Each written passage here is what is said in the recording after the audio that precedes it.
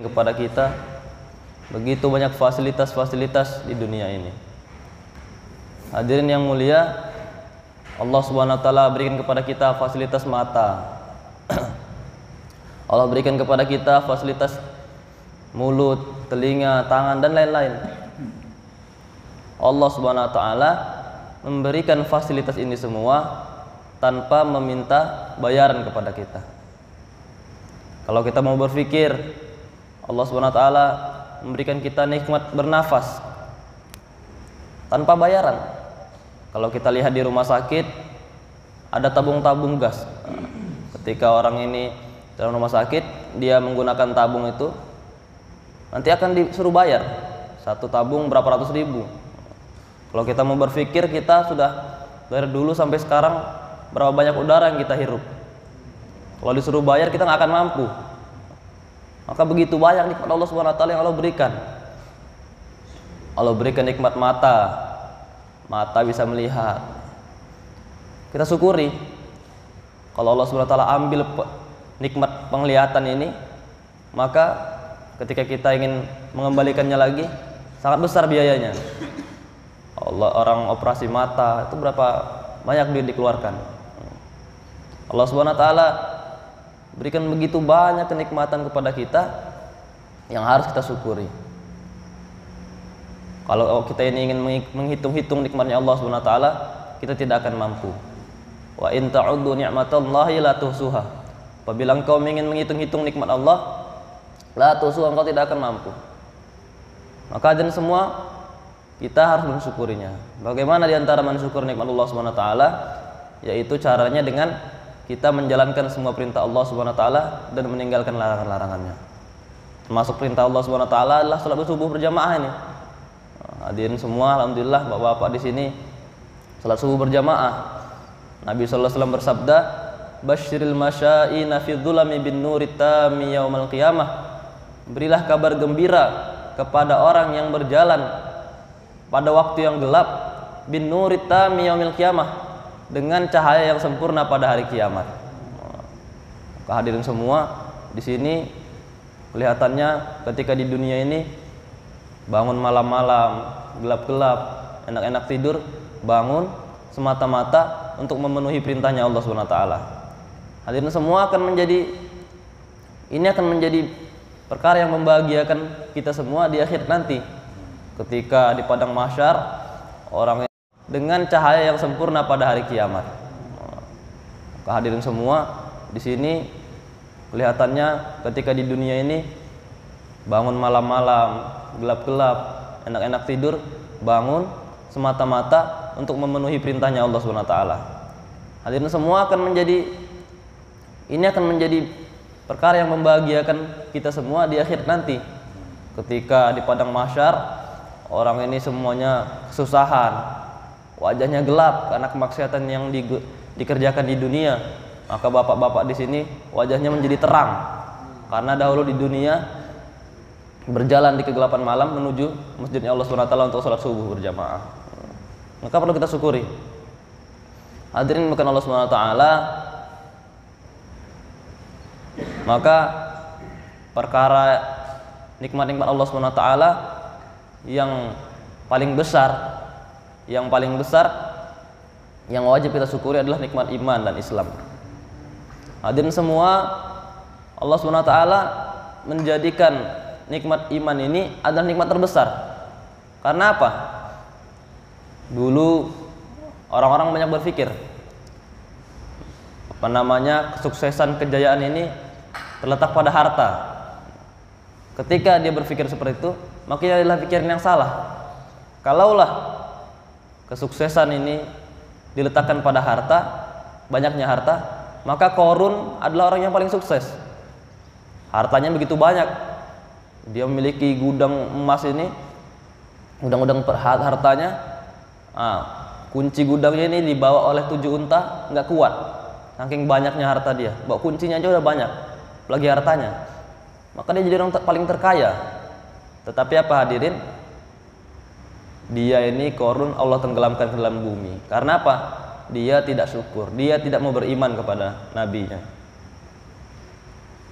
Lalu orang berpikir lagi, kesuksesan itu terletak pada jabatan. Kalau saya ini udah jadi pimpinan tertinggi, maka saya sudah sukses. Maka ini juga salah. Kalaulah kesuksesan itu terletak pada jabatan, maka Fir'aun ini paling tinggi sudah surganya. Tapi apa? Fir'aun ini sudah tinggi jabatannya sampai menjadi raja, bahkan dia menjadi Tuhan. Apa? Tingginya jabatan dia ini tidak membuat dia sukses, tetapi dia ditenggelamkan oleh Allah Subhanahu wa taala di Laut Merah. Hadirin yang mulia, Allah Subhanahu wa taala dalam iman dan Islam. Kalau orang di dunia ini, dia ini zahirnya susah di dunia, kelihatannya susah di dunia, tapi dalam hatinya ada Islam, ada iman, maka dia adalah raja-raja di surga yang sedang mampir di dunia. Hadirin, Allah Subhanahu wa taala ciptakan kita ini di dunia semata-mata untuk beribadah kepadanya. Allah Subhanahu wa taala berfirman, "Wa ma khalaqtul jinna wal insa illa liya'budun." Tidaklah aku ciptakan jin dan manusia kecuali untuk beribadah kepadaku. Maka bagaimana kita ini 24 jam kita gunakan waktu kita untuk beribadah kepada Allah Subhanahu wa taala. Kita bekerja, kerja ini niatnya untuk apa? Untuk beribadah kepada Allah. Nah, kita kerja mencari nafkah untuk keluarga. Kalau kita niatnya seperti itu, nanti akan mendapatkan pahala. Kita makan, niatnya supaya apa? Supaya kuat beribadah. Nah, ini akan dihitung pahala. Maka seluruh pekerjaan yang kita kerjakan, kita niatkan untuk beribadah. Hadirin semua, kita ini Allah Subhanahu wa taala di dunia Allah perintahkan untuk sholat. Maka kebanyakan manusia ketika Allah perintahkan sholat, dia mengeluh. Sholat 5 waktu, lagi kerja tiba-tiba disuruh sholat, lagi santai tiba-tiba disuruh sholat, lagi enak-enaknya sama keluarga tiba-tiba disuruh sholat, mengeluh dia. Allah Subhanahu wa taala ciptakan Allah Subhanahu wa taala perintahkan dia zakat setiap tahunnya. Manusia mengeluh lagi. Mengeluh, ya Allah, saya udah capek-capek kerja setahun, tahu-tahu duitnya disuruh bayar zakat. Mengeluh. Masuk bulan puasa, Allah Subhanahu wa taala perintahkan berpuasa. Manusia mengeluh lagi, ya Allah, enak-enaknya makan, banyak makanan di rumah, tiba-tiba disuruh puasa. Mengeluh. Maka banyak perintah Allah Subhanahu wa taala yang dikeluhkan oleh manusia. Bagian kecil manusia saja yang tidak mengeluh. Maka hadirin, diibaratkan sebagaimana janin bayi ini dalam kandungan ibunya. Janin ini ketika dalam perut ibunya, Allah Subhanahu wa taala berikan dia makan tuh lewat tali pusarnya, tali plasentanya. Maka perkara yang paling dia cintai itu tali pusarnya itu, si janin ini. Dari situ dia makan, dari situ dia minum, dari situ dia mendapatkan manfaat, kepuasan dia, enak katanya makan minum. Maka ketika itu Allah Subhanahu wa taala ciptakan dia mata. Maka janin ini mengeluh, ya Allah, untuk apa Engkau ciptakan mata ini, ya Allah? Ya, enak katanya makan minum. Maka ketika itu Allah Subhanahu wa taala ciptakan dia mata. Maka janin ini mengeluh, ya Allah, untuk apa Engkau ciptakan mata ini, ya Allah? Di sini gelap. Mau lihat apa di sini, nggak bisa. Dia mengeluh. Allah Subhanahu wa taala ciptakan lagi tangan. Dia mengeluh lagi, janin ini, ya Allah, untuk apa Engkau ciptakan tangan ini, ya Allah? Di sini nggak bisa megang apa-apa katanya. Allah ciptakan kaki, ya Allah, buat apa kaki di sini? Di sini nggak ada gunanya kaki ini. Buat jalan kemana? Sempit gini kan. Lalu dia bilang, ya Allah, ini aja tali pusar nih, ya Allah, besarkan katanya. Karena yang paling dicintai itu tali pusarnya itu. Maka hadirin, ketika seorang janin ini Allah SWT keluarkan dari rahim ibunya, baru dia tahu apa gunanya mata, apa gunanya tangan, kaki, dan lain-lain.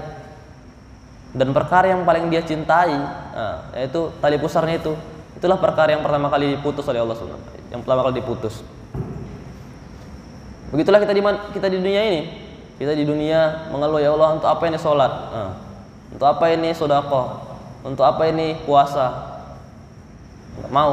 Dia mintanya cuma harta, kedudukan, itu saja yang diminta. Tetapi ketika seorang hamba ini Allah SWT keluarkan dia dari dunia, pindah ke alam kubur, Baru di sana dia sadar, oh ternyata ini gunanya sholat, ini gunanya puasa, ini gunanya sedekah dan lain-lain. Maka hadirin semuanya, kita yang masih ada di dunia ini, bagaimana kita gunakan waktu kita sebaik-baiknya untuk beramal sebanyak-banyaknya. Insya Allah hadirin. Lalu hadirin, kita ini di dunia beramal sebanyak-banyaknya itu bagus. Tetapi hubungan baik kita kepada Allah SWT ini juga harus dibarengi dengan hubungan baik kita kepada sesama manusia. Ada kata Nabi sallallahu alaihi wasallam, nanti dari kiamat orang datang dengan membawa banyak pahala. Nah, ketika itu dia datang dengan banyak pahala, lalu pahala sholat dia, puasa dia, sedekah dia dan lain-lain. Lalu ketika di sana, karena hubungan baiknya dengan manusia ini tidak, kamu dulu di dunia pernah menzalimi saya nggak terima, saya tuntut. Akhirnya pahalanya diambil sama orang itu. Datang lagi orang, fulan, kamu di dunia pernah ngambil hak saya nggak terima, saya nuntut. Akhirnya diambil lagi pahalanya. Begitu terus sampai habis pahalanya. Lalu setelah itu masih datang lagi orang, fulan, kamu dulu di dunia pernah menyakiti saya nggak terima, saya mau nuntut katanya.